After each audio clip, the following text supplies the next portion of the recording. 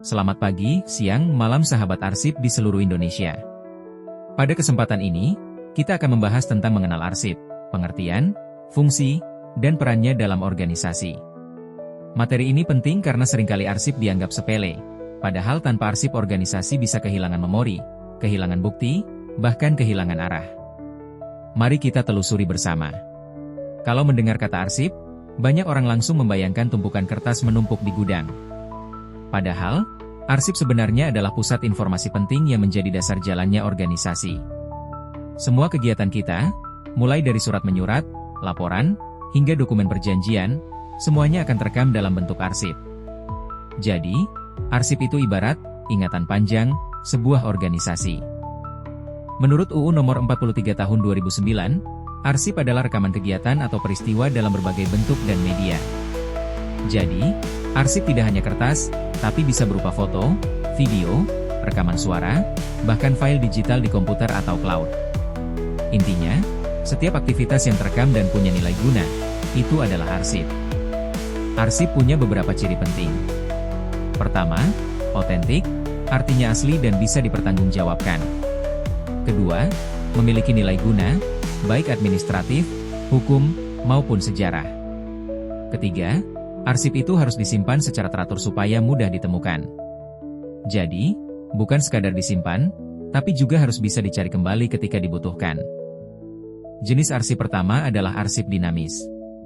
Ini adalah arsip yang dipakai langsung dalam kegiatan sehari-hari organisasi.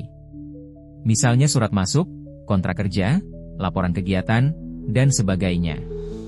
Arsip dinamis sendiri dibagi lagi, ada yang aktif, inaktif, dan vital. Arsip vital contohnya adalah dokumen penting yang kalau hilang bisa mengganggu jalannya organisasi. Kedua, ada arsip statis. Arsip ini sudah tidak digunakan dalam kegiatan sehari-hari, tapi punya nilai sejarah. Jadi, arsip statis disimpan secara permanen. Contohnya dokumen pendirian organisasi, arsip perjuangan bangsa, atau naskah perjanjian penting. Arsip statis bukan sekadar dokumen, tapi bisa jadi identitas dan bukti sejarah yang bernilai tinggi. Arsip punya banyak fungsi. Pertama, fungsi administratif, yaitu mendukung kelancaran pekerjaan harian. Kita bisa membuka arsip lama untuk melanjutkan pekerjaan. Kedua, fungsi hukum, arsip bisa dijadikan bukti sah ketika ada sengketa atau masalah hukum. Jadi, arsip itu sebenarnya pelindung organisasi dari berbagai risiko. Selain itu, arsip juga punya fungsi keuangan, yakni sebagai bukti pertanggungjawaban dan pelaporan. Semua transaksi bisa diverifikasi lewat arsip. Dan tentu saja fungsi sejarah, yaitu merekam perjalanan panjang organisasi.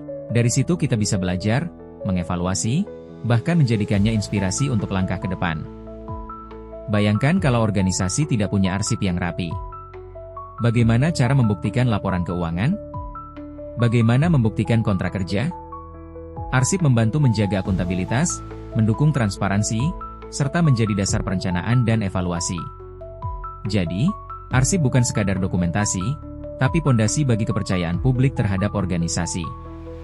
Namun, kenyataannya banyak organisasi masih menghadapi masalah.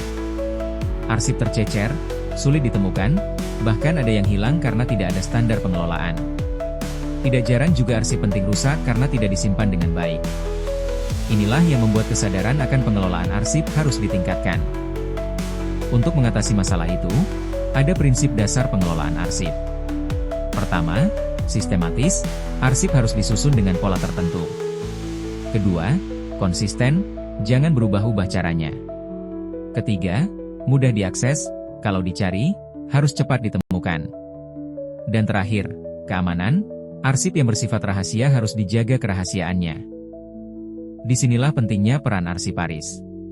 Mereka adalah tenaga profesional yang bertugas menata, menyelamatkan, dan menyediakan arsip bagi kebutuhan organisasi. Arsiparis itu ibarat penjaga memori, memastikan semua dokumen penting tidak hanya aman, tapi juga bisa diakses oleh pihak yang berwenang kapan saja diperlukan. Sekarang kita memasuki era digital. Arsip tidak lagi hanya berbentuk kertas, tapi juga file digital. Ada banyak keuntungan, lebih hemat tempat, lebih cepat diakses. Tapi, ada tantangan baru juga, seperti keamanan data, risiko hacking, dan persoalan legalitas. Maka, organisasi perlu menyiapkan sistem pengelolaan arsip elektronik yang profesional. Banyak contoh kasus hilangnya arsip yang merugikan organisasi, bahkan negara. Misalnya, hilangnya arsip tanah bisa menimbulkan sengketa berkepanjangan. Sebaliknya, arsip sejarah yang terjaga baik bisa menjadi sumber kebanggaan. Contohnya naskah proklamasi atau arsip perjuangan bangsa yang sekarang jadi bukti sah sejarah Indonesia. Sebagai penutup, mari kita ingat kembali, arsip adalah memori organisasi. Jika arsip dikelola dengan baik, ia bisa menjadi penyelamat dan panduan organisasi ke depan. Jadi, mari kita sama-sama meningkatkan kesadaran akan pentingnya arsip, bukan hanya untuk hari ini, tapi juga untuk generasi yang akan datang.